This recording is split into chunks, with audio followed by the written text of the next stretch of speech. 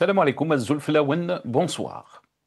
Cette semaine, l'actualité algérienne a été marquée par le bras de fer qui se durcit encore un peu plus entre l'Algérie et la France.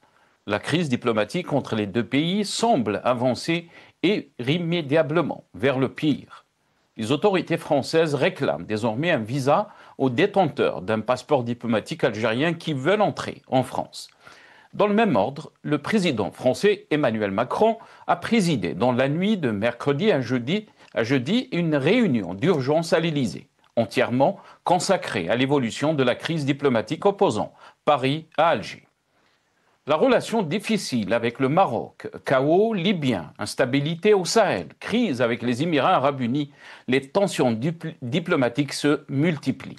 Le pouvoir algérien sort des tiroirs un vieux projet de la loi sur la mobilisation générale. Officiellement, il s'agit d'un simple texte d'application prévu depuis l'an dernier. Mais le calendrier interroge. L'Algérie nouvelle victorieuse vit des crises multiples. Pire, notre pays n'a jamais été aussi vulnérable à l'intérieur et à l'extérieur, comme il l'est aujourd'hui. L'action diplomatique vaut ce que le pays représente en termes d'envergure et de crédibilité. La phrase assassine de Lavrov après le sommet des BRICS, où il a dit en substance et expliqué que le poids, l'autorité et la position d'un pays candidat sur la scène internationale ont été les principaux facteurs pris en considération. Sur le plan interne, changement à la tête de la Direction générale de la sécurité intérieure, la DGSI, en Algérie. Le général Abdelkader Aïtou Arabi a été installé aujourd'hui dans ses fonctions de nouveau patron du contre-espionnage algérien. Il succède au général Abdelkader Haddad, dit Nasser El-Jinn, a indiqué le ministère de la Défense nationale dans un communiqué. Le général Haddad avait succédé au général-major Jamel Kahal. Cette mise à l'écart après une année seulement de fonction est une nouvelle preuve de l'incapacité du régime algérien à trouver le point d'équilibre. Le turnover incessant des patrons des services révèle l'instabilité qui caractérise l'institution militaire et plus particulièrement les services de renseignement.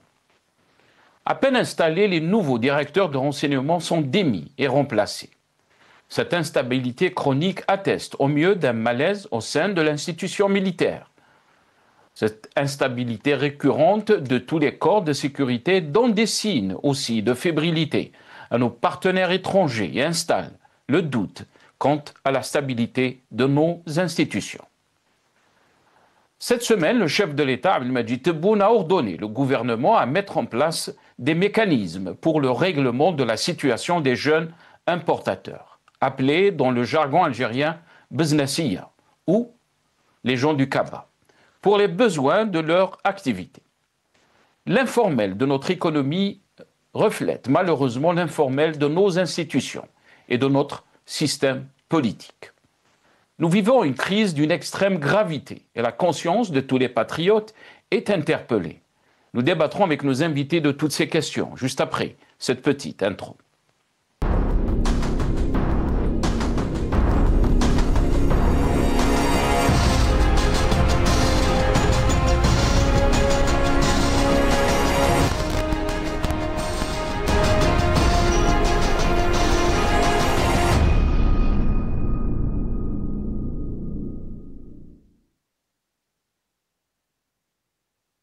Comme chaque samedi, donc, on va revenir sur l'actualité de notre pays, les questions qui ont marqué l'actualité cette semaine.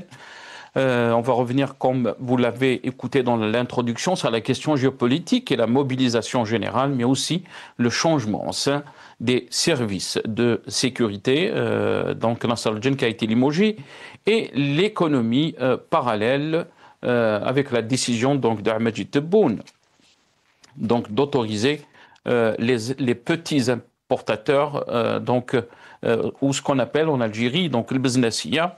On va revenir sur toutes ces questions. Et j'ai le plaisir d'accueillir dans cette émission Docteur Sidi Mennad, c'est Ahmed, qui est observateur politique, mais il est aussi expert senior au sein de l'ONU concernant donc l'environnement. Il est avec nous depuis Vienne via Skype. Docteur Sidi Mennad, bonsoir. Merci beaucoup d'avoir accepté l'invitation. Bonsoir, M. Nasser, merci pour l'invitation. Et je vois que vous avez comme invité un vieil ami, Hamid Lello, que je salue et que j'ai le plaisir de revoir ici. Et aussi, merci pour l'invitation et surtout, bonne écoute à tous vos téléspectateurs. Merci beaucoup, docteur Sidi Mennad.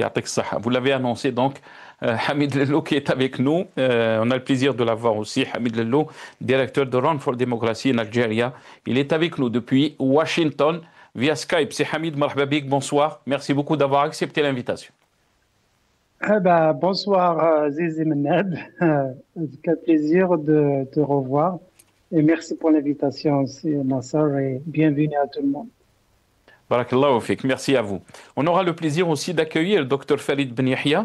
Dr Farid Ben Yahia est expert en économie et en relations internationales. Il sera avec nous depuis Alger par téléphone. Je ne sais pas si Dr Farid Ben Yahia est avec nous. Pas encore. Non, pas encore. Donc il sera avec nous, Inch'Allah, dans cette émission. D'abord, je vais commencer avec vous. Docteur Sidi Mennad, si c'est possible, la question bien sûr de la diplomatie dans notre pays, mais aussi la question géopolitique, puisqu'on parle aussi de l'environnement de notre pays, qui est, on peut le qualifier de chrysogène, une situation de crise avec beaucoup de pays qui nous entourent, mais aussi avec la France. Docteur Sidi Mennad, comment peut-on décrire la situation de notre pays concernant donc ses relations extérieures, mais aussi les questions des défis sécuritaires, Sidi Mennad? Écoute, c'est Nasser, bon, je ne prétends pas être un géopoliticien et encore moins un stratège, mais j'essaie d'observer en tant que simple citoyen que les crises se multiplient tout autour de nous et même un peu plus loin, puisque maintenant nous avons un problème, semble-t-il, en tout cas avec les Émirats arabes unis, même si pour ma part, je n'arrive pas à savoir quel est vraiment ce problème, parce qu'on a été surpris par un communiqué ou je dirais une information donnée par le NTV, la télévision nationale, que bon, apparemment les choses se gâtent avec les Émirats arabes unis. Moi, bien sûr, en tant qu'Algérien, soucieux donc du bien-être de notre pays, je ne peux qu'être inquiet. Pourquoi? Parce que c'est des feux qui sont allumés tout autour de nous, mais allumés par qui? Est-ce que quelque part, ce pouvoir n'est pas en train de nous concocter quelque chose qui est malsain? Parce que je me pose la question de savoir pourquoi toutes ces crises qui se succèdent. Est-ce que ce n'est pas le signe de quelque chose qu'on va nous annoncer brutalement, comme ce pouvoir a toujours eu l'habitude de faire? Et tu as cité l'exemple aussi de la loi sur la mobilisation générale. Je ne sais pas si on pourra dire un mot aussi sur le projet de loi sur les mines. Tout ça devient très suspect. Et ce voyage en Slovénie, qu'est-ce qu'il signifie? Donc, franchement, je me pose beaucoup de questions et aussi beaucoup d'inquiétudes, parce que j'ai l'impression, à la limite, que on ne fait pas l'économie de ces crises. On dirait qu'elles sont les bienvenues, qu'on les accumule. Et quel est le but? Quel est le bien fondé de tout ce qui est en train de se passer? Et est-ce que quelque part on n'essaye pas non plus de nous entraîner dans un tourbillon qui va emporter ce pays? Moi, c'est un peu ça qui me fait peur. Bon, tu as cité le cas des services de sécurité qu'on est en train de changer tous les 6 mois. Bon, je ne sais pas ce que ça veut dire. Moi, je ne connais pas ces gens-là. Les noms que tu cites, bon, j'en entends parler comme ça de loin, mais pour être tout à fait honnête avec vous, Nasser al-Djen ou Général Hassan ou je ne sais pas qui encore, pour moi, c'est du pareil au même. Ils font tous partie du système, même si l'un a eu des problèmes donc judiciaires récemment, mais ça ne change en rien la donne. Qu'est-ce que ça nous rapporte à nous en tant que citoyens? Donc moi je m'inquiète. On va revenir sur cette question, docteur. Oui. La question donc des services de sécurité. Je me pose la question. Donc est-ce que quelque chose n'est pas en train de se préparer et d'une façon encore une fois brutale? C'est ce que cela m'inspire et c'est inquiétant. Voilà. Très bien. Reste avec nous, docteur Sidi Mennad. On va revenir bien sûr à notre thème, donc ces relations diplomatiques, mais aussi ces crises récurrentes avec des pays comme la France, mais aussi avec d'autres pays. Je pense qu'on a avec nous Dr Farid Ben Yahya, il nous a rejoint, donc expert en économie, mais aussi en relations internationales. Il est avec nous depuis Alger, par téléphone. Dr Farid Ben Yahya, bonsoir. Merci beaucoup d'avoir accepté l'invitation. Marhaba bik, docteur. Merci. Donc, bonsoir à vous et à votre invité et à vos chers auditeurs. Marhaba bik, docteur. Merci beaucoup d'avoir accepté l'invitation. D'abord, je vais poser la question est à vous, Hamid Lellou, et je laisserai après Dr Farid Ben Yahya peut-être rebondir ou répondre aussi à cette question de diplomatie, mais aussi de géopolitique.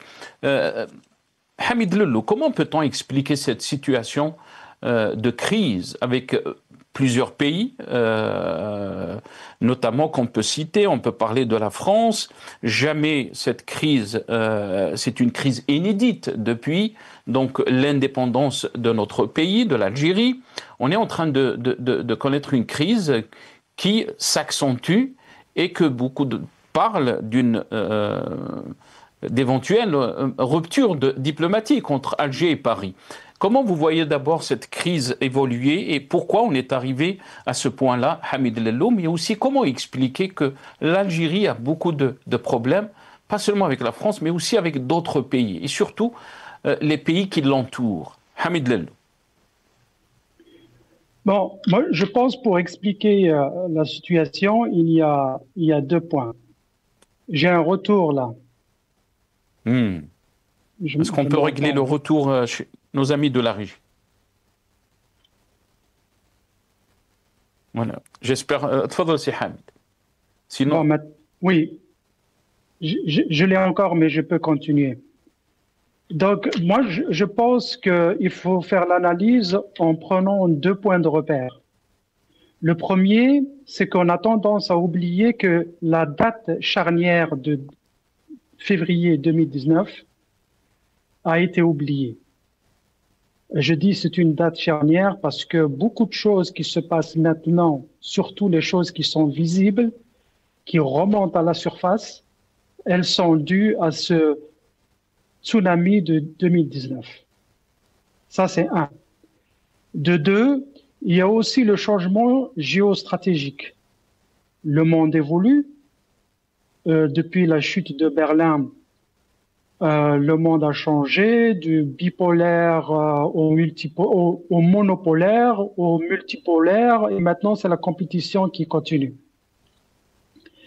Entre-temps, la France a perdu de son aura et de son influence en Afrique, et en particulier au Sahel et en Afrique du Nord. Et cette perte de vitesse française, elle s'explique par cette crise qui prend place en Algérie. Mais la France a eu aussi des soucis au Mali, au Niger, Tchad, Côte d'Ivoire, le Sénégal, pratiquement avec toutes les anciennes colonies. Avec l'Algérie, ce qui se passe, c'est que, comme dans les années 50, la France essaie de mettre toutes ses forces pour maintenir cette influence en Algérie. Le problème, c'est que l'Algérie a évolué en tant que pays, en tant que peuple, aussi parce que nous faisons face à ces changements géostratégiques, mais aussi le régime lui-même. Et je lis la question de la France avec les chamboulements qu'on a vus au niveau des services de sécurité algériens. Donc, toutes ces dissensions qui sont remontées à la surface, on les voit. En grande partie, c'est dû à ces changements et en particulier la France. Mais la perte de vitesse française en Algérie ne se fait pas au bénéfice des Algériens. Elle se fait au contraire au détriment des intérêts algériens pour d'autres intérêts ou d'autres influences qui viennent s'immiscer dans les affaires algériennes et prennent du terrain à la France. Et c'est pour ça que vous voyez que la diplomatie algérienne est en train d'évoluer et d'aller voir ailleurs, ce qui est normal. Il faudrait diversifier. Mais je l'avais dit avant, le problème dans la diplomatie, c'est que est-ce que vous faites ces choix diplomatiques, ces nouvelles orientations ou réorientations par choix et vous êtes libre et souverain, ou bien ils ont été imposés par des conditions qui vous dépassent. Et malheureusement, ça a l'air d'être le cas de l'Algérie. Et enfin, je passerai la parole à vos invités. Moi, je salue une partie de l'élite algérienne qui continue à travailler dans les institutions malgré elle, et c'est elle qui sauve les meubles. Nous avons encore des compétences en Algérie, mais ces compétences-là, est-ce qu'elles ont le pouvoir de décision? Est-ce qu'elles sont vraiment écoutées? Ça, c'est la bonne question. Ça, c'est une autre question.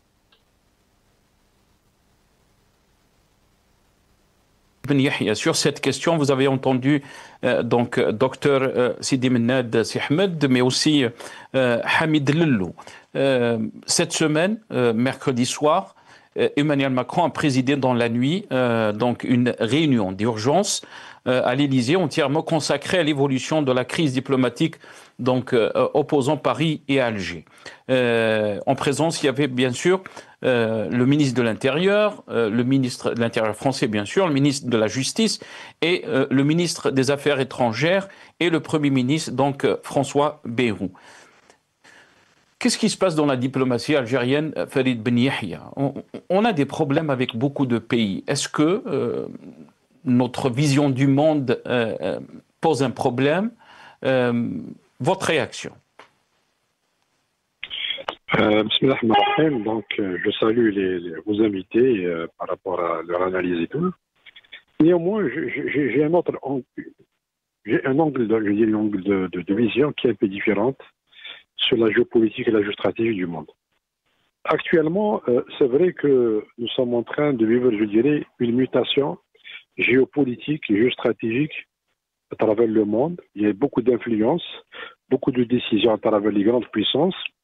Et on se trouve, je dirais, dans cette situation en tant que pays révolutionnaire de l'Afrique du Nord, dans le monde arabe, dans le monde musulman, dans le bassin méditerranéen et la profondeur africaine. Donc, il y a beaucoup de contraintes. L'Algérie a joué, il ne faut pas mettre un point très important, a joué un rôle très important dans la révolution, après l'indépendance, lorsqu'Amilcar Cabral a cité que l'Algérie est la Mecque des révolutionnaires. Nous avons toujours des positions politiques qui sont, je dirais, courageuses, malgré que l'Algérie a été, je dirais, il y avait beaucoup de contraintes sur certaines puissances, sur l'Algérie de certaines puissances, pour reconnaître, je dirais, les Israéliens à un certain temps, et le feu Chedi Benjidi l'a évoqué dans un discours qui est très important. Et bien, cette situation-là, nous-mêmes, je dirais qu'on est en train de payer les positions politiques de l'Algérie. Néanmoins aussi qu'il y a aussi des, je dirais, mauvaises gestions de certains dossiers qu'on a peut-être mal gérés ou on n'a pas eu la vision, je dirais, dans le moment opportun. Je cite des exemples. La première des choses qui a créé les problèmes autour de l'Algérie, je veux dire, c'est la France. C'est la France qui a bombardé le régime de Kadhafi. D'accord? C'est eux qui ont, je dirais, qui ont spolié, je dirais, des premiers temps, les richesses de ce pays-là, et actuellement ils sont en train de faire des alliances avec d'autres pays pour qu'il n'y ait pas des élections présidentielles au niveau de la Libye, et ils ont même mené une politique pour disloquer le pays en 3 États. L'Algérie a essayé de stopper cette situation à l'époque de Feu Abdelaziz Bouteflika, en essayant d'envoyer quelques experts, en essayant de trouver des solutions. Mais là, s'il fallait intervenir militairement. Et on a demandé à ce que l'État algérien préserve les casernes, préserve le régime de Kadhafi, parce que s'il y a la chute du régime, il y aura des millions de pièces militaires qui vont sortir de ces pays-là. Ils vont alimenter, je dirais, les réseaux terroristes en Tchad, au Mali, au Niger, Boko Haram au Niger, etc. Ça, c'est le premier point. L'autre point qui est très, très important, c'est que la France actuellement, c'est vrai qu'on est tous au courant que le projet de Giscard d'Estaing, c'est le projet de, je dirais, du Sahara occidental, de reconnaître que le Sahara fait partie du royaume du Maroc et qu'il y a une autonomie, etc.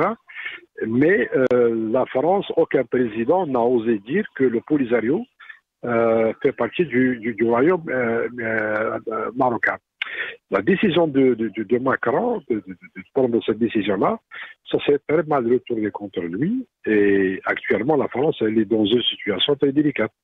C'est vrai qu'elle est chassée du Mali, du Niger, du Burkina, de l'Afrique centrale, pas mal de pays africains qui refusent l'influence française.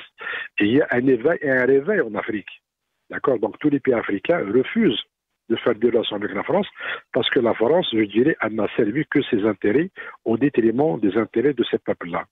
Il y a un autre point qui est très important. Pendant des années, la France est en train d'exploiter, d'utiliser le franc CFA au détriment de plusieurs pays africains, et elle gagne, certains experts disent qu'elle gagne presque 400 millions d'euros chaque année. D'accord? Et les pays africains se trouvent dans la pauvreté, etc. L'autre point qui est aussi important, c'est que l'Algérie a tissé de bonnes relations. Bien sûr, après la révolution algérienne, nous avons toujours eu de bonnes relations avec Moscou et avec Pékin. À ce jour, donc on a de bonnes relations, malgré qu'il y a quelques petits problèmes, je dirais, sur la présence de certains mercenaires au niveau des frontières, mais ça reste, je dirais, des relations stratégiques entre Moscou et Alger. On a tissé aussi de bonnes relations après la venue de Trump. On trouve que l'Algérie est en train de faire de très très bonnes relations avec Washington. Et ça, je dirais, ça dérange vraiment la France, ça l'a dérangé. Et ça, c'est pas moi qui le dis, c'est même le ministre, pardon, l'ex-ambassadeur de France à Alger, lorsqu'il dit, voilà, je pense que maintenant, il faut solliciter Trump pour qu'il fasse de la pression sur Alger. D'accord, ça veut dire mais dans ce cas-là, docteur Farid Ben Yahia, je m'excuse, je vous ai coupé la parole. Parce que vous avez parlé du Sahel aussi, comment expliquer que l'Algérie aussi, que nous avons des problèmes avec les pays du Sahel, dont le Mali, le Niger, le Burkina Faso. Cette semaine, par exemple, il y a eu la visite du fils du maréchal Haftar, Saddam Haftar, donc au Niger, le général libyen Saddam Haftar, reçu par les autorités donc du Niger. On va voir donc une autre photo, si c'est possible, nos amis de la régie. Voilà, en présence donc du Premier ministre du Niger, Saddam Haftar.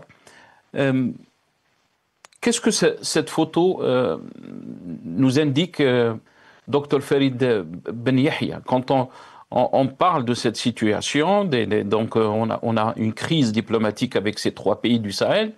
Vous êtes en train de dire qu'on est en bonne entente avec la Russie. Rappelons que la Russie donc est partenaire et avec le général Haftar en Libye, mais aussi avec Wagner au Sahel. Beaucoup de questions se posent aussi sur notre relation avec la Russie, Dr Farid Ben Yahia. Écoutez, c'est-à-dire Moscou essaie, je dirais, toujours de maintenir des relations stratégiques et importantes avec Alger. Il faut écouter Lavrov, le ministre des Affaires étrangères russe, qu'est-ce qu'il a dit? Il a dit que l'Algérie est un pays stratégique et qu'il faut préserver les intérêts géopolitiques de ce pays-là. Donc, ça veut dire que Moscou maintient toujours de bonnes relations avec Alger. Et même le discours du président Abdelmajid Tebboune a dit que nous avons toujours de très bonnes relations avec Moscou, malgré qu'il y a certains contacts. Et c'est vrai, même actuellement, on voit que les États-Unis ont des problèmes avec le Canada qui sont alliés, avec la France, avec d'autres pays européens. Donc, ça ne change pas. Donc, nous sommes inscrits dans une démarche je dirais, stratégiques, il y a des intérêts de part et d'autre. Nous sommes condamnés les uns et les autres, que Moscou et Alger sont condamnés à maintenir les relations. Moscou par rapport à la présence de l'Algérie dans les institutions internationales et par rapport à son influence dans le monde arabe et le monde, je dirais, etc. Nous avons un marché très important dans l'armement. Donc, nous sommes le premier pays qui achète l'armement de la Russie dans le monde arabe et en Afrique. Et nous avons d'autres intérêts, donc, avec l'OPEP, etc. Et l'Algérie, lorsque Moscou était, je dirais que Poutine n'avait aucun président à recevoir, le président Abdelmadjid Tebboune s'est déplacé à Moscou et le président russe a dit, voilà, et il faut savoir que quelqu'un qui se déplace dans ces moments difficiles, ça veut dire qu'il est un vrai allié. Donc, je dis que il y a d'autres personnes qui disent, voilà, Alger, Moscou, ça marche pas. Moi, je dis non. Nous avons beaucoup d'intérêt, ça marche. Le problème avec la France maintenant, c'est que le président Tebboune n'a pas voulu donner la bouée de sauvetage à Macron. C'est-à-dire que Macron actuellement se trouve dans une situation très délicate. Et entre parenthèses, c'est une politique de terre nante, d'accord. Donc, et les Algériens sont très forts dans ça, d'accord. Donc, ils ont, je dirais, c'est la montée à l'extrême. L'Algérie ne veut pas céder et Macron ne peut pas faire grand-chose. Et bon, est-ce que les Algériens... Est-ce que c'est un défaut, cette politique de Tarnent, Dr Farid Ben Yahya? Est-ce qu'elle sert les intérêts du pays? Pour l'instant, moi, je dis, c'est mon point de vue, oui. Parce qu'on ne peut pas céder le passage à cette équipe de Rotaillot et du ministère de l'Intérieur et d'autres de l'extrême droite. On ne peut pas céder le passage. D'accord? On ne peut pas revenir en arrière parce que ça va toucher les intérêts et même l'honneur de la politique et de la diplomatie algérienne. Quel que soit le prix, on doit maintenir le cap ou si le président français actuel va essayer de trouver une solution, c'est-à-dire de revenir en arrière, de faire pression. Peut-être qu'il y a des établissements français, des lobbies, etc., pour trouver une solution, c'est-à-dire avant 2027. Ou bien si les choses vont rester comme ça, et ben parce que vous dites, pour moi, il y a une rupture des relations diplomatiques, parce que l'ambassadeur d'Algérie à Paris, il est rentré à Alger, l'ambassadeur de France est rentré à Paris, ça veut dire qu'il n'y a plus de relations diplomatiques et pendant plusieurs mois. C'est une rupture, je dirais, non déclarée. D'accord. Donc il y a une rupture diplomatique. C'est vrai qu'il reste quelques canaux qu'on est en train d'essayer de trouver des solutions de part et d'autre. Mais moi, je pense que Macron n'est pas dans une bonne consulte pour essayer de trouver, sauf s'il y a un miracle, je dis entre parenthèses, ou qu'il y a une puissance internationale comme les États-Unis qui va jouer, je dirais, l'intermédiaire entre Paris et Alger. Voilà. Très bien. Dr Farid Ben Yahya, puisque vous avez parlé aussi de l'extrême droite, mais vous avez parlé aussi de Bruno Retailleau. Je sais que vous n'avez pas beaucoup de temps. On va essayer de profiter par rapport à ces questions donc diplomatiques et relations internationales. Vous êtes expert. J'aimerais faire aussi réagir nos invités. Ça va être très très rapide. On va vous libérer après Dr Farid Ben Yahya. Est-ce que vous pensez aussi que l'Algérie n'a pas aidé indirectement Bruno Retailleau à avoir plus de pouvoir en France, puisqu'il est maintenant président du parti Les Républicains, et que peut-être son influence sur la scène politique française a été aidée par la position du pouvoir algérien. On parle des présidentielles de 2027 et on parle de lui comme étant peut-être le prochain président de la France. Bien sûr, il faut attendre 2027. Hamid Lellout, si vous voulez réagir, et je donnerai aussi la parole à notre ami Dr Sidi Mennad. Hamid Lellout?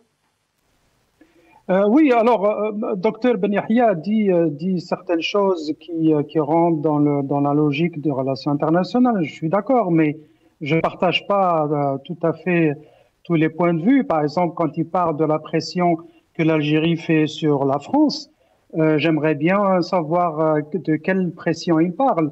C'est toujours des milliers, si ce n'est pas des centaines de milliers d'Algériens qui essayent d'aller en France. Ceux qui demandent des visas mais qui n'arrivent pas à l'avoir, les harragas, on n'en parle pas, ceux qui sont déjà là-bas, on n'en parle pas.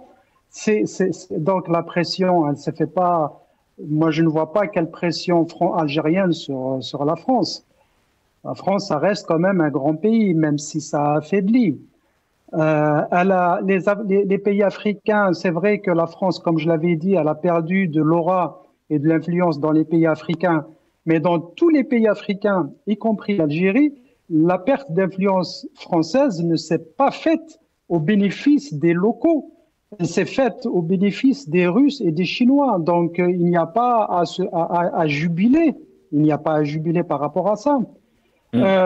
La relation stratégique avec la Russie, à un moment donné, peut-être, quand on avait commencé à construire, soi-disant, l'Algérie après 62, l'expertise russe, mais sinon, les dernières années, ça a été toujours les armes, comme il a dit. L'Algérie est le premier acheteur d'armes chez les Russes, parmi les Arabes et les Africains.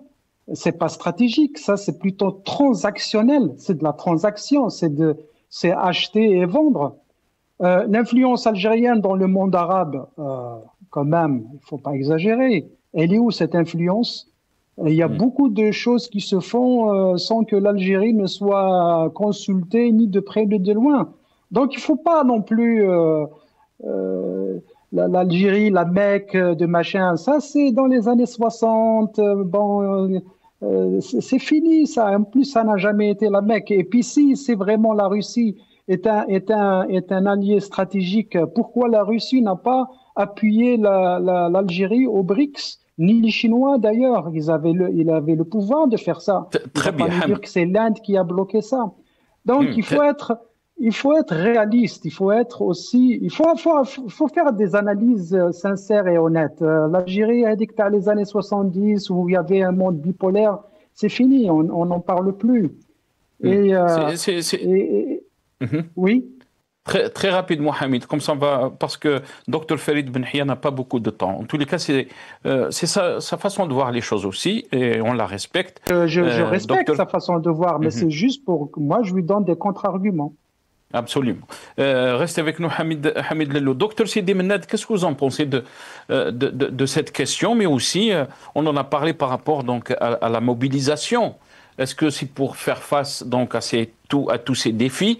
Je vais vous donner la parole, mais juste d'abord, on va écouter donc, ces déclarations du ministre de la Justice concernant donc, la mobilisation. ويأتي مشروع هذا القانون ليحدد الأحكام المتعلقة بالتعبئة العامة المنصوص عليها في المادة 99 من الدستور، وليوضح المقصود والهدف منها كونها منظومة شاملة ومتكاملة تتولى الدولة مسؤولية تنظيمها وتحضيرها في وقت السلم، وكذا تنفيذها في الحالات المنصوص عليها في الدستور. يتضمن مشروع القانون المقترح والمعروض على مسامعكم اليوم 69 مادة موزعة على 7 محاور أساسية على النحو الآتي بيانه.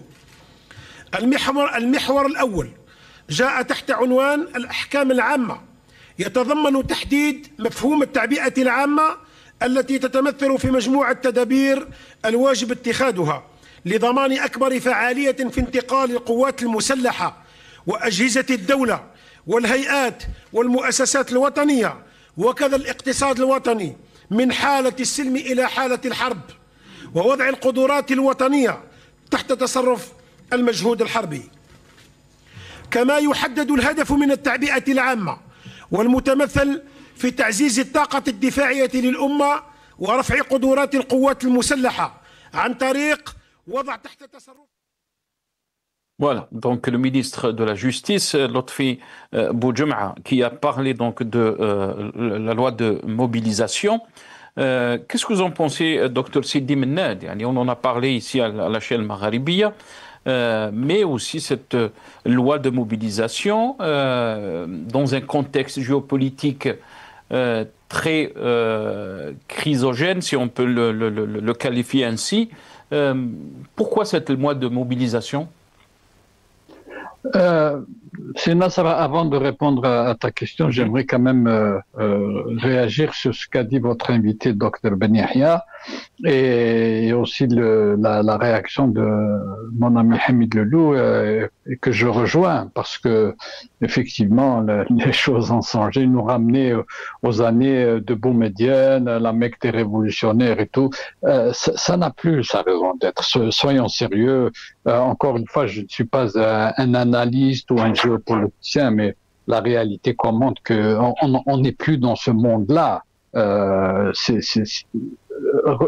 Nous replonger dans un monde qui n'existe plus pour essayer d'expliquer un certain nombre d'autres choses qui se passent en Algérie, pour moi, en tout cas, n'est pas approprié. Et puis, j'aimerais aussi dire que les Russes peuvent dire beaucoup de choses, Lavrov, faire des déclarations et tout, mais il en a fait aussi pour la Syrie. En disant que la Syrie est un pays stratégique, qui compte beaucoup pour la Russie. Tout ça ne les a pas empêchés de lâcher la Syrie. Ils l'ont fait pour la Libye. Non seulement ça, pour la Libye, n'oublions pas, au Conseil de sécurité, ils ont même, se sont même abstenus, ce qui a permis justement le bombardement de la Libye. Donc, faut pas se fier à des déclarations d'intention, je dirais, que ce soit de Lavrov, de Poutine, ou bien après la visite de Tebboune à Moscou. Pour moi, je suis désolé, mais tout peut basculer parce que il y a des intérêts qu'il faut absolument sauvegarder. Mais en même temps, on le voit justement en revenant à cette fameux projet de loi sur la mobilisation générale. Moi, ce que dit ce ministre de la Justice m'interpelle. Il prononce le mot guerre, il prononce les forces armées, qu'elles soient prêtes, etc. C'est quand même troublant parce que à une époque où effectivement Monsieur Tebboune parle d'une Algérie pacifique qui veut la paix et tout, mais qui, à travers des déclarations de ce genre, nous dit éventuellement qu'il préparerait le peuple à une mobilisation, à une sorte de regroupement de toutes les capacités, de mobiliser toutes les forces vives de la nation. J'arrive pas à m'enlever l'idée de la tête qu'il y a quelque chose qui est en train de couver. On ne sait pas trop parce que on le sait très bien, et c'est ça qui est malheureux aussi. C'est que le peuple n'est pas du tout consulté en quoi que ce soit. Il y a une batterie de lois qui a été votée, d'autres qui sont en dépôt au niveau de la PN, et le peuple n'est pas du tout interpellé, n'est pas du tout impliqué dans comment dirais-je, dans le débat. Et comment veut-on, en parlant de mobilisation générale, il faut aussi libérer le peuple pour que ce peuple puisse apporter sa pleine mesure dans le cas où effectivement on aurait à faire face à de gros problèmes. Et les gens se font arrêter pour un simple tweet, un simple post sur Facebook. Il y a un harcèlement de militants, l'ISTN, l'IETN, les emprisonnements qui se confirment. Vous vous rendez compte, même en appel, on confirme des peines de prison. Moi, je trouve ça tout à fait, comment dirais-je, contradictoire par rapport au discours officiel qu'on est en train de nous servir. Vous voulez mobiliser le peuple, mais ce peuple-là, vous êtes en train de l'entraver, vous êtes en train de le museler. Comment voulez-vous et comment voulez-vous espérer que ce peuple finisse par croire à tout ce qui est dit? D'autant plus, et ça je tiens à le dire, puisque votre invité est aussi spécialiste de l'économie, on a une économie moribonde. Et on nous annonce des réalisations économiques qui font partie vraiment de l'illusion. On voit très bien que rien ne se fait. On est dans l'économie de la rente, on continue dans l'économie de la rente et on essaye même de l'accentuer. D'ailleurs, le projet de loi sur les mines en est un exemple. C'est une façon de prolonger l'économie de rente. Donc moi, je reste encore une fois très inquiet. que se passe-t-il en Algérie? Que c'est tous ces problèmes qui s'accumulent et on a l'impression qu'effectivement, quelque part, on se réjouit que ces problèmes-là s'accumulent pour peut-être nous dire, voyez, maintenant, on est obligé d'aller vers un stade supérieur dans, je ne sais pas moi, la répression, le mot factice de mobilisation. Moi, c'est ça qui m'interpelle. Je suis désolé, mais et je le fais en tant que citoyen, et parce que il y a quelque chose qui quelque part ne va pas du tout en Algérie. On a beau faire des analyses, mais on le voit chaque jour. Il y a un démenti de toutes ces analyses que nous faisons. C'est pour ça que moi, je ne prétends pas être un analyste, mais juste un observateur. Restez avec nous, docteur. Restez avec nous, docteur Sidi Mennad. Docteur Farid Ben Yahia, je reviens à vous, bien sûr, si vous voulez rebondir par rapport à ce qui a été dit. Vous êtes libre, docteur Farid Ben Yahia, mais les incohérences qui ont été soulevées par docteur Sidi Mennad de notre politique intérieure, qui reflète un peu aussi cette vision du monde, cette politique extérieure, les incohérences aussi entre un discours qui contredit, un discours du pouvoir qui contredit la réalité.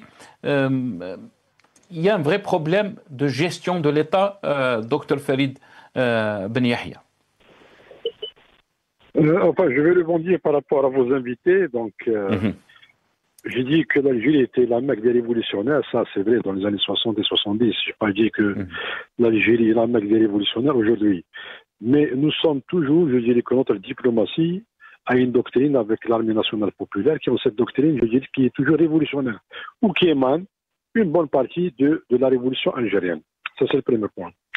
L'autre point, l'influence de l'Algérie, l'apparition de l'Algérie, parce qu'il ne faut pas mettre les choses, qu'il y a des milliards d'euros des Algériens qui sont en France.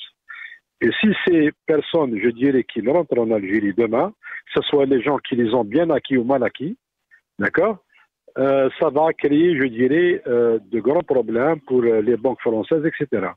Et il y a des choses que je ne peux pas évoquer maintenant, parce que c'est des trucs, je dirais, très confidentiels. C'est des milliards d'euros d'Algériens qui sont en France, d'accord, des milliards d'euros. Et je sais de quoi je parle. Autre chose qui est très importante, c'est que la France a aussi des intérêts avec Total, avec Société Générale, avec les sociétés AXA, etc., BNP Paribas, beaucoup d'entreprises en Algérie qui font les transferts, je dirais, des dividendes, etc. Et là, ça va être une vraie menace pour la France, d'accord? Une vraie menace parce qu'on avait 11,2 milliards d'euros, je dirais, d'achat de France en 2024. Et cette année, je pense que si on fait je pense que le résultat va être en deçà de ce chiffre-là, et peut-être qu'il y aura la rupture des relations économiques, enfin, ou je dirais du moins qu'il va avoir quelque chose de très infime de transfert de dividendes, etc. Et la France actuellement, elle est inquiète parce qu'il ne faut pas admettre que c'est un pays qui a plus de 300 milliards d'euros de dette extérieure, sans compter la dette intérieure. Actuellement, il y a des entreprises en France qui ferment, c'est-à-dire le taux de chômage est en train d'augmenter. Il y a des pressions sociales, il y a malaise en France, d'accord? Il y a un grand malaise en France. Et même notre diaspora algérienne vous dit, c'est une bombe à retardement en France. Ça veut dire que nous ne sommes pas inquiets. Même le président Tebboune, je pense qu'il peut faire la même politique que Erdogan. Il veut faire de la diaspora algérienne, avec Zeribi, je ne sais pas, donc il y a des personnalités qui sont en France, qui cherchent la diaspora algérienne organisée comme l'amicale d'Algérie en France durant la révolution après l'indépendance, et de faire des ponts, même la diaspora en Europe, toute l'Europe, et puis à travers le monde. Et si vous avez 6 ou 7 ou 8 millions d'Algériens qui sont là-bas, donc vous pouvez peser sur le plan politique, surtout si elle est bien structurée, financée, etc.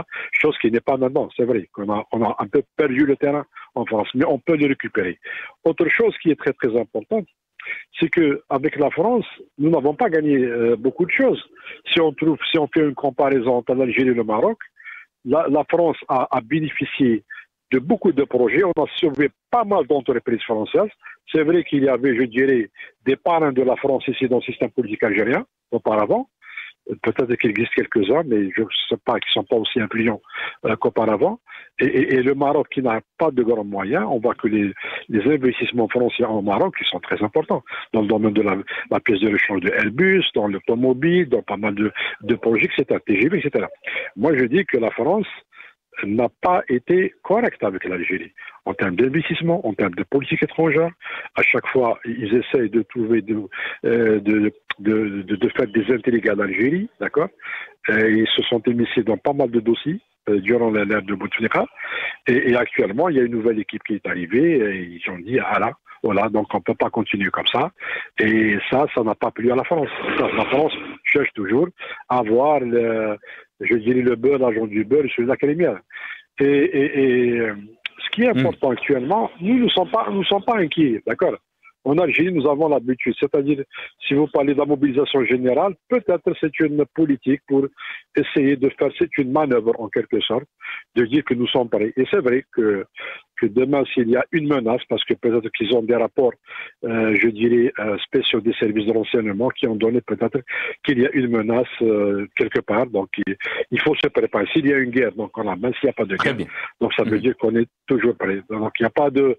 Moi, je ne pense pas qu'il y a une vraie menace de guerre. Pour l'instant, aujourd'hui, c'est vrai qu'il y a des zones, je dirais, un peu orange, mais rouge, pas encore. Mais s'il y a un pays qui menace vraiment l'Algérie sur le plan sécuritaire, qui menace son peuple, eh ben c'est tout le peuple algérien qui va comprendre. Et c'est pas uniquement l'armée nationale populaire, parce que l'armée nationale populaire fait partie du peuple algérien. Et si je vais un peu rebondir sur le point de votre, comment dirais-je, de votre invité sur l'économie, c'est vrai que nous avons à ce jour toujours une économie de rente. On a parlé à pas mal de reprises de faire une économie diversifiée, de développer, de faire des matériaux industriels, d'utiliser les technologies, etc.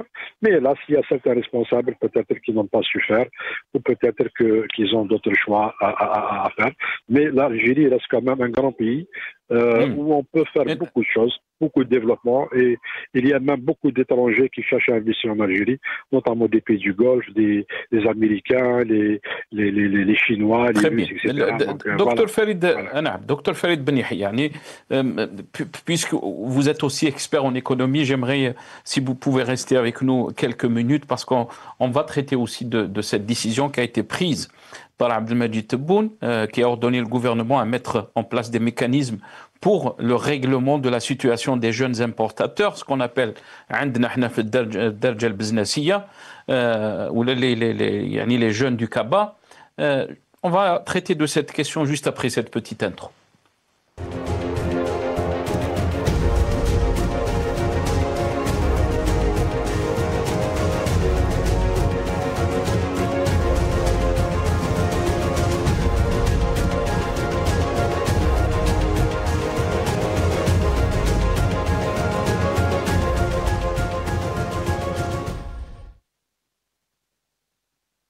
Docteur Farid Ben Yahia, d'abord on va écouter Abdelmajid Tebboune dans ce passage où il dit que l'Algérie est un pays émergent. On va écouter Abdelmajid Tebboune. الجزائر اليوم دخلت حطت رجلها في البلدان الناشئة les pays émergents كل المؤشرات تاعنا تدل على ذلك الدخل القومي ارتفع وما زال يزيد يرتفع أصبحنا نصدر خارج المحروقات معناه فيه حيوية وحركية اقتصادية على مستوى القاعدة 62 سنة بعد الاستقلال دخلنا في مرحلة الجد في استغلال حقيقة ثرواتنا باش ما نبقاش أسير للأسعار نتاع النفط. Voilà, docteur Farid Ben Yahia, ce pays émergent qu'est l'Algérie, donc d'après Abdelmajid Tebboune, beaucoup d'Algériens n'arrivent pas à voir que l'Algérie est un pays émergent, bien sûr, économiquement, mais aussi il parle de ce dynamisme économique. Est-ce que vous pensez que l'Algérie a une vision économique, elle a politique économique, quand on parle de mobiliser, ça veut dire on est en état de guerre. Même le ministre de la Justice, Lotfi Boudjema'a, donc, a parlé de ce constat, de cette situation que traverse l'Algérie.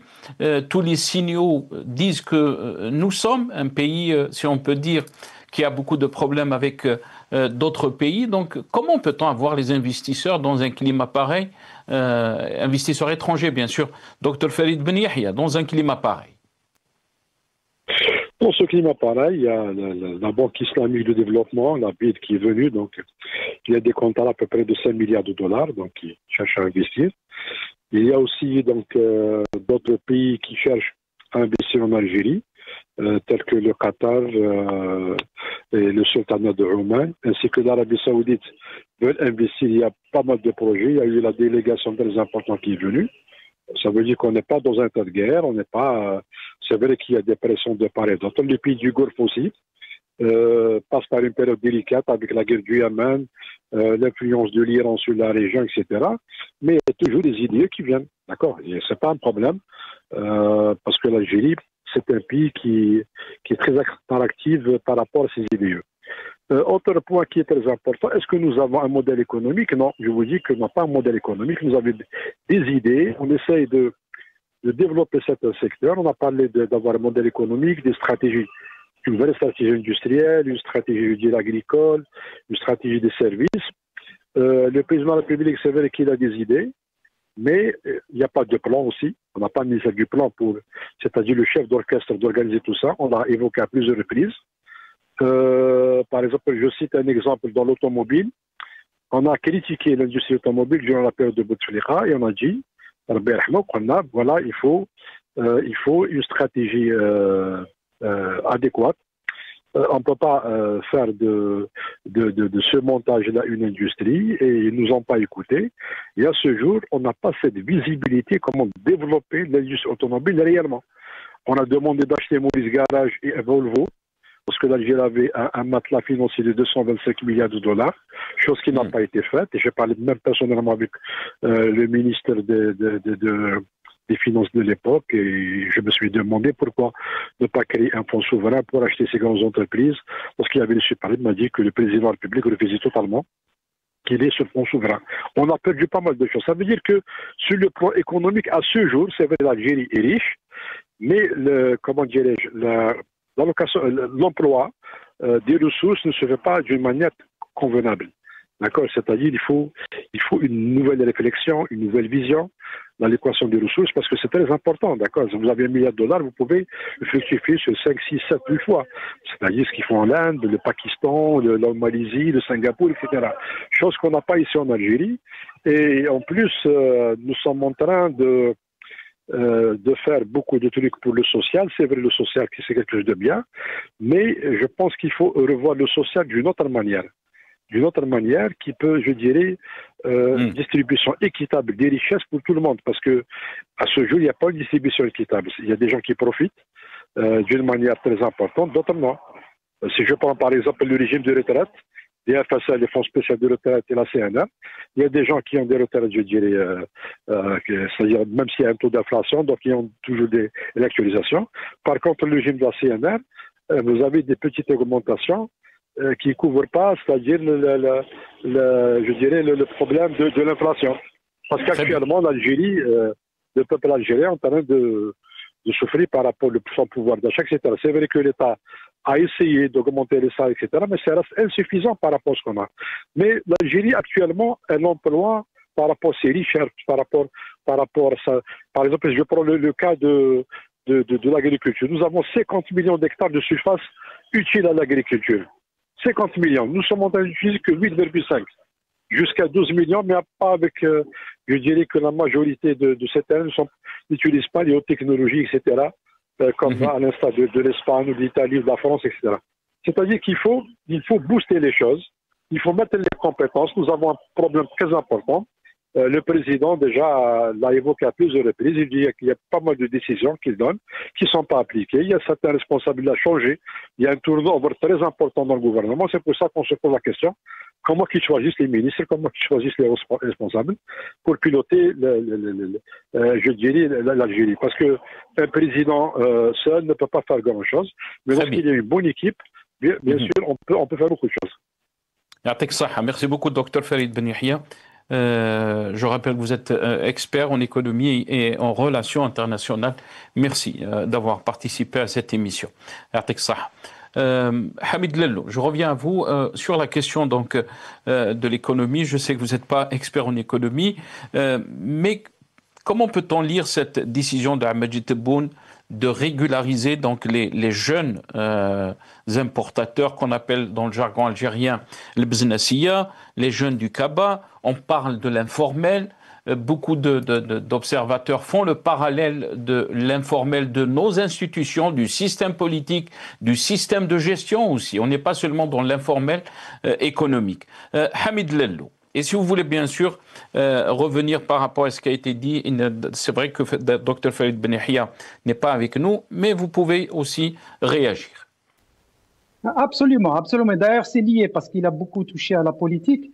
Moi, j'aurais aimé qu'il soit là pour qu'il m'entende dire, peut-être qu'il va continuer à écouter notre discussion, que tout ce qu'il dit, c'est théorique, c'est bien, c'est vrai, mais il le dit comme si le régime avait changé. Alors, on ne peut pas avoir de solution avec un système politique qui perdure depuis 65 ans. C'est pas possible. Ils ont fait des bêtises après bêtises. C'est pas les mêmes analphabètes qui vont apprendre à lire du jour au lendemain. Quand je dis ça, lui-même, il le dit, on conseille, on parle, il ne nous écoute pas. Et je l'avais toujours dit sur votre plateau, nous avons des compétences, des gens qui sont sérieux, sincères et compétents et honnêtes, mais le système politique algérien, il est, comment dirais-je, bankrupt, je sais pas comment dire ça en français, j'ai oublié. Mais il a parlé, il faut aussi avoir l'honnêteté intellectuelle. Oui, les investisseurs étrangers viennent en Algérie. Qui sont ces investisseurs? À part le pétrole, le gaz, les ressources naturelles. C'est ça l'investissement? Non, ils viennent prendre les ressources. Est-ce qu'ils viennent, ils implémentent des usines? Non. De voitures, de camions. Est-ce qu'il y a des usines pour la pharmaceutique? Est-ce qu'il y a un transfert de technologie? Non. Donc, les gens, quand les investisseurs étrangers, ils vous disent, qu'est-ce qu'ils nous disent quand on leur parle? Ils disent, ben, le jour où les Algériens commenceront à investir chez eux, on viendra. Parce que ça veut dire que le terrain, il est propice et les conditions sont propices pour investir. Si les gens du pays n'investissent pas chez eux, c'est que ce n'est pas certain, ce n'est pas sûr, donc ce n'est pas rentable. Maintenant, l'Algérie, le régime en faillite, c'est ce que vous voulez dire. Il a dit qu'on n'a pas de modèle économique parce que l'Algérie est gérée comme une boutique. C'est un coffre-fort, il y a l'argent qui rentre et on le dépense. C'est ça le problème. Maintenant, s'il y a synergie et symbiose entre le peuple et le pouvoir, dans ce cas-là, on n'a pas besoin de loi de mobilisation à lâche. Et contrairement à beaucoup d'Algériens, contrairement à beaucoup de consultants qui viennent vous parler là-bas, et même des journalistes, moi je pense que l'Algérie est en danger. Pourquoi? Parce que le monde arabe est divisé en deux blocs. Ceux qui se disent révolutionnaires, mais la révolution elle était trop lourde pour eux, l'héritage révolutionnaire est trop lourd pour ce régime, et il y en a qui avec l'Occident. Ben regardez, qu'est-ce qui se passe? L'Irak est parti, la Syrie est partie, la Libye est partie, le Soudan est parti, le Yémen, la même chose. Qu'est-ce qui reste? Il reste que l'Algérie du bloc, on appellerait du bloc de l'Est. Les autres, ce sont des monarchies, c'est des monarchies qui ont toujours soutenu les Américains. Et c'est pour ça qu'on voit, le régime algérien, il est en train d'essayer de virer à 180 degrés. Et c'est pour ça que les relations avec la France et la Russie sont venimes, parce que l'Algérie, elle essaye d'ancrer le système vers l'Ouest, vers les États-Unis en particulier. Mais ça, ils peuvent pas le faire du jour au lendemain. C'est pas comme ça qu'on noue des alliances. après avoir ignoré l'autre bloc pendant 60 ans, vous voulez changer de politique et faire un virage à 180 degrés. Dans les relations internationales, ça ne se fait pas comme ça. Parce qu'il y a la confiance, il y a la crédibilité, il y a d'autres facteurs. Voilà. Très bien. Docteur Sidi Mened, sur la question, bien sûr, de cette décision d'Ahmadji Tebboune cette semaine, donc de régulariser la situation des jeunes importateurs, ce qu'on appelle en Algérie donc l'économie informelle ou les jeunes businessiers. Est-ce que c'est une bonne chose? Est-ce que c'est une décision pour gagner la paix sociale?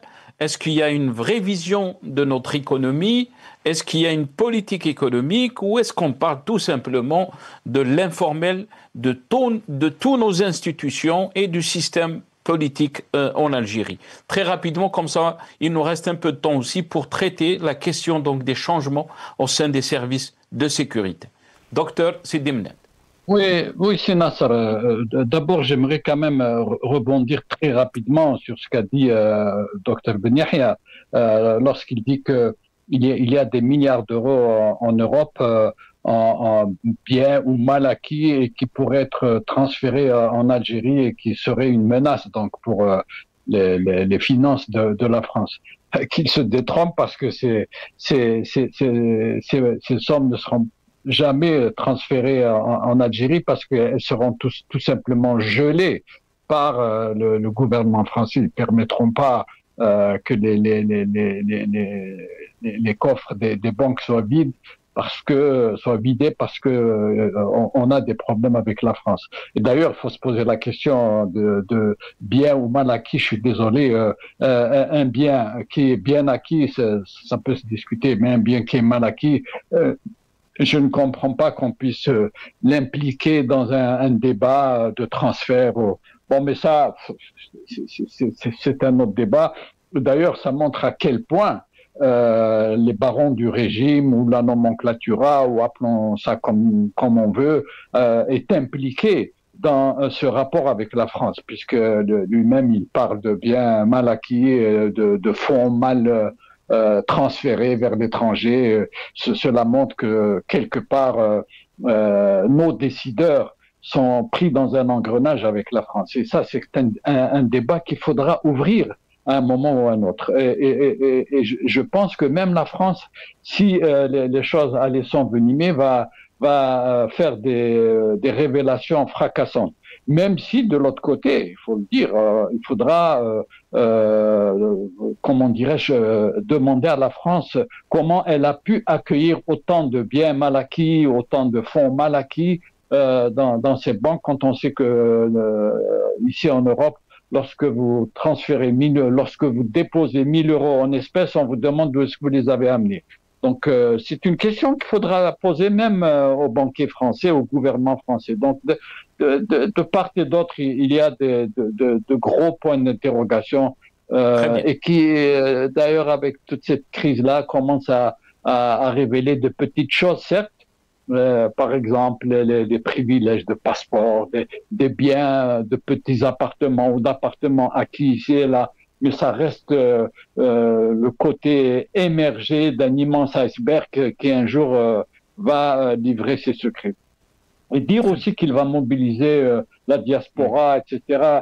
Il a cité un certain Zeribi, il a cité certainement, il faut pas se leurrer, il y a les officines qui agissent au niveau des consulats et ambassades, qui essayent de rameuter, je dirais, la diaspora pour se constituer une force, comment dirais-je, agissante pour le compte de qui? Pour de l'Algérie ou du régime algérien? Parce que c'est une question aussi qu'il faudra poser.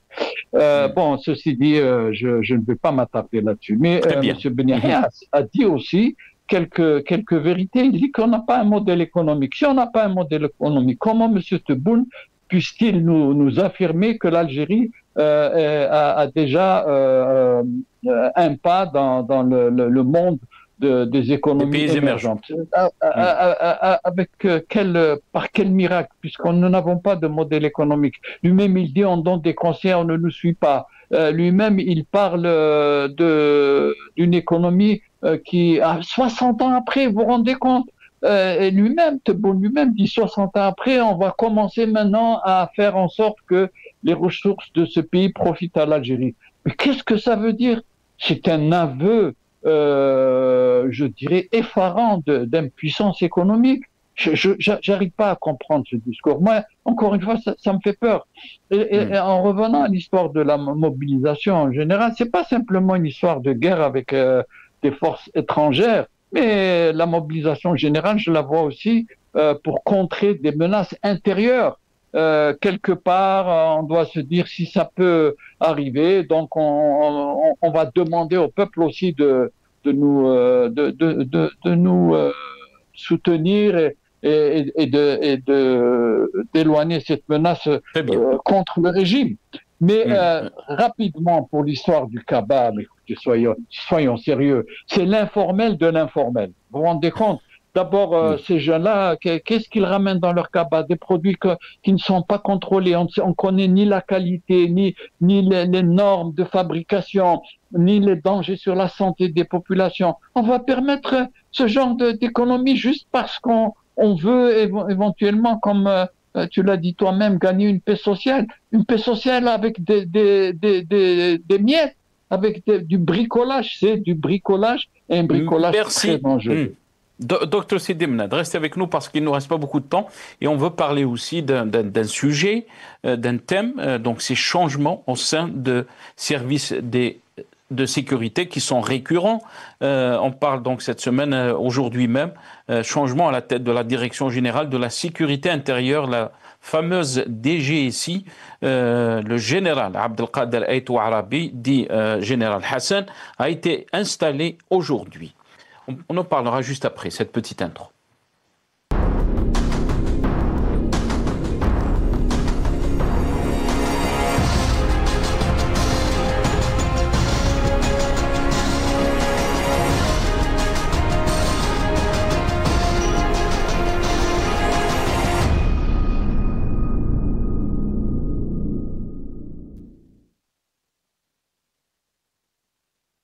Voilà, donc je vais commencer avec vous, Hamid Lillou, par rapport à cette question, bien sûr.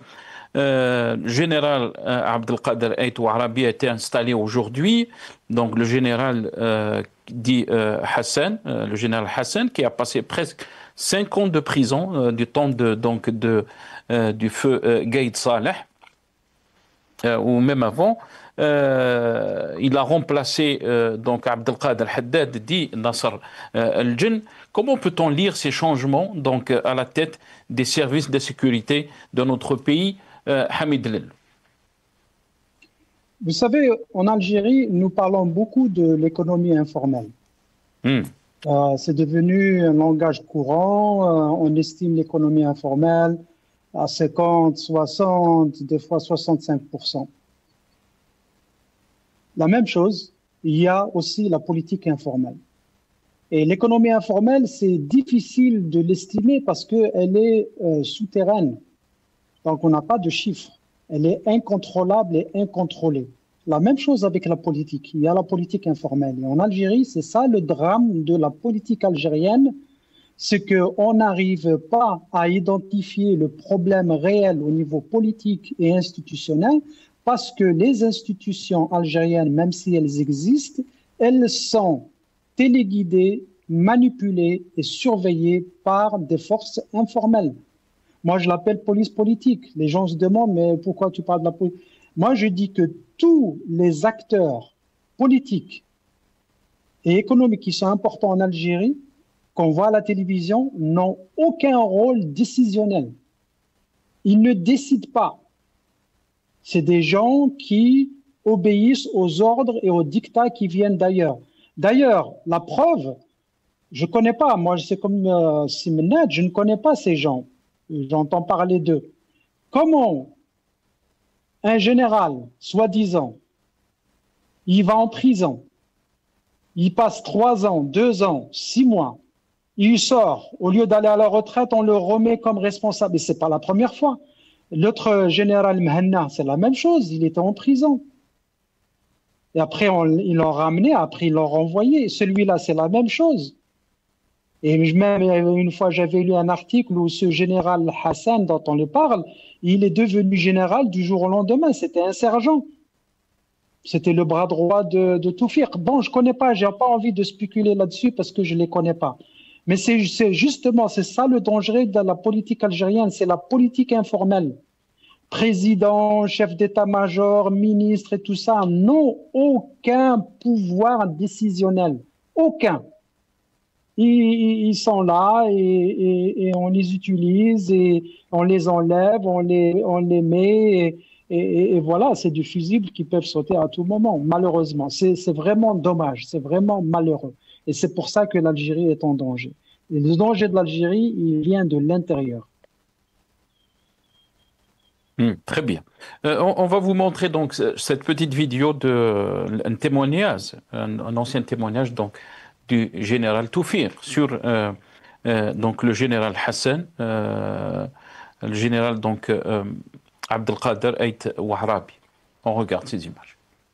جراء الحكم الذي صدر عن المحكمة العسكرية لوهران في حق اللواء حسان، وبعد أن استنفذ كل الوسائل القانونية والرسمية، رأيت أنه من واجبي أن أدلي بملاحظاتي لكل المعنيين بهذا الملف وكل الذين يتتبعون مجرياته من قريب أو من بعيد. اللواء حسان كان رئيسا لمصلحة تعمل تحت مسؤولية الدائرة التي كنت أترأسها، وكان مكلفا بمهمة ومتمتعا بصلاحيات تسمح له بالقيام بعمليات ذات صلة بالأهداف المحددة. كانت نشاطات مصلحته تخضع لمتابعة منتظمة في النطاق القانوني. أدين بسبب الإخلال بالتعليمات العامة، فإنني أؤكد بأنه عالج هذا الملف باحترام المعايير وبتقديم التقارير في الوقت المناسب. بعد النتائج المرضية التي تم إحرازها في المرحلة الأولى للعملية، هنأته وشجعته هو ومساعديه، فلقد سير هذا الملف وفق القواعد المعمول بها. وإن الأمر المستعجل اليوم يكمن في رفع الظلم الذي طال ضابطا خدم البلد بشغف، واسترجاع شرف الرجال الذين عملوا مثله بإخلاص تام من أجل الدفاع عن الجزائر. كرس اللواء حسان نفسه بشكل كامل من أجل هذه المهمة، وقاد عمليات عديدة ساهمت في ضمان أمن المواطنين ومؤسسات الجمهورية، بحيث لا يمكن التشكيك في إخلاصه وصدقه في تأدية عمله. إنه ينتمي إلى تلك الفئة من الإطارات القادرة على تقديم الإضافة المتفوقة للمؤسسات التي يخدمونها. Voilà donc la lettre du général Toufik concernant la condamnation donc le général Abdelkader Ait Wahrabi, dit le général Hassan, qui a donc purgé 5 ans de prison ferme, qui a été condamné en 2015 par le tribunal militaire de Mars el-Kbir à Oran. 5 ans de prison ferme. Je reviens à vous, docteur Sidi Mnad. Je sais que c'est des questions qui ne sont pas faciles à répondre. Ces questions donc sécuritaires, on est dans l'opacité, on est dans le flou total, mais aussi ça reflète aussi l'instabilité de nos institutions. Docteur Sidi Mnad. Oui, c'est Nasser. Bon, je t'avais dit dès le départ que je ne connais pas ces gens-là, j'en entends parler un peu comme tout le monde. Mais je rejoins tout à fait l'avis de mon ami Hamid Lello. On ne sait pas qui réellement gouverne en Algérie. Donc on change X par Y. Est-ce que cela aura une véritable influence? Tant qu'on ne sait pas qui sont ces pouvoirs occultes qui dirigent l'Algérie. Parce que moi, je suis partisan de l'idée qu'il y a des pouvoirs occultes et effectivement, ce ne sont pas ceux-là que nous voyons à la télévision. Aucun d'entre eux. Donc il y a quelque part des gens, on ne sait pas qui, peut-être même des gens à l'étranger, qui pilotent un petit peu ce qui se passe en Algérie. Donc parfois on dit c'est un bateau ivre, mais moi j'y crois pas tellement parce que même cette médiocrité, je me demande si elle n'est pas pensée, même si elle ne fait pas partie d'une stratégie de gouvernance. alors que bon, en fait, nous sommes dans la non-gouvernance totale dans ce pays. Donc moi, franchement, ça ne m'inspire pas beaucoup de choses, que ce soit Hassan ou Tayyib ou Qaddour.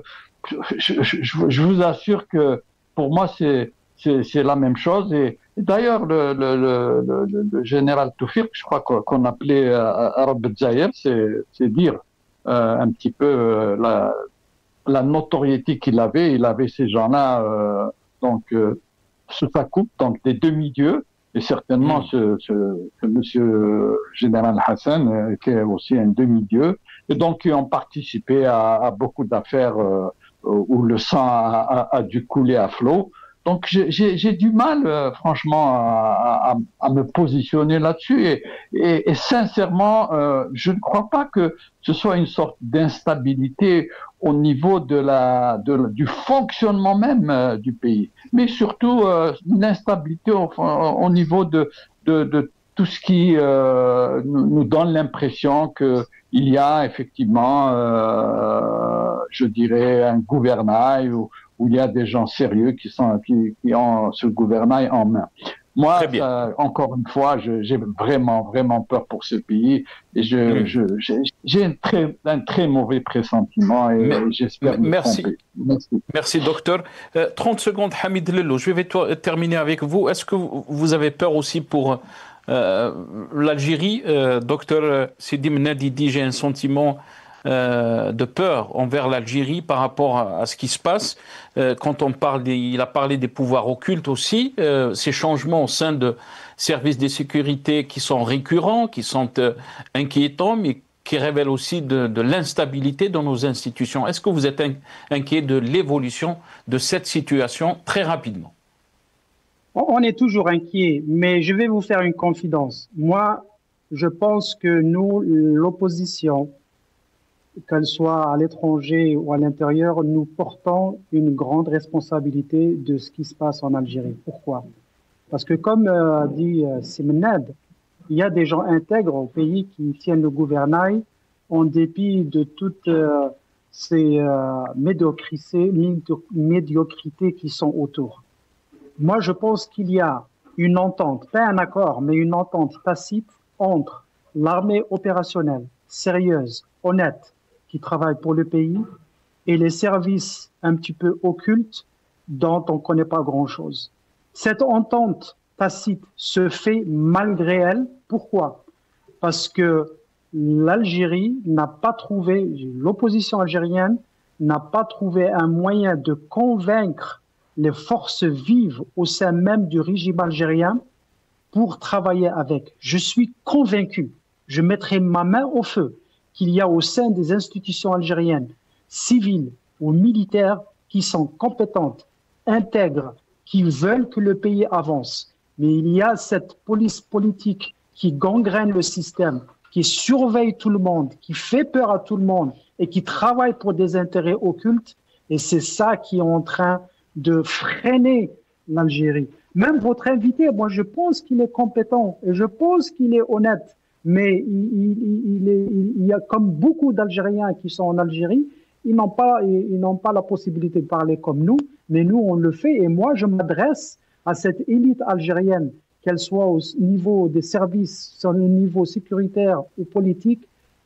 Il faut qu'on travaille ensemble. Il faut qu'on travaille ensemble. Ce pays est notre responsabilité. Les générations futures vont nous juger pour ça. Et on est condamné à réussir. Et merci. Merci beaucoup, Hamid Lello.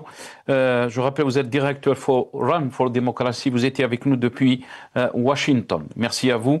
Merci à Dr Sidi Mnad, Sidi Ahmed, observateur politique, mais aussi expert senior au sein de l'ONU par rapport donc à la question de l'environnement. Merci à vous, Dr Sidi Mnad. Merci aussi à Dr Farid Ben Yahya, expert en économie et relations internationales, qui était avec nous par téléphone depuis Alger. Merci à vous, chers téléspectateurs, d'avoir suivi cette émission. Ya'tikoum saha. Bqaw ala khair.